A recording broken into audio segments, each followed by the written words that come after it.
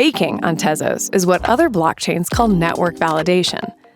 Validators of the network are called bakers. Tezos uses a liquid proof-of-stake consensus mechanism for validation. Liquid proof-of-stake means token holders can delegate their stake in the network to a baker while keeping control over their tokens at all times. Delegating tokens to a baker on Tezos is called staking. Bakers serve as representatives for token delegators when participating in network governance. Token holders can choose to become network validators once they hold a certain quantity of Tez. The minimum amount of Tez required to become a validator is agreed upon by the Tezos community.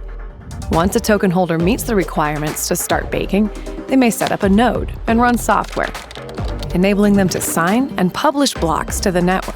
Other bakers verify the published data. If a baker correctly validates blocks, they receive Tez as a reward from the network.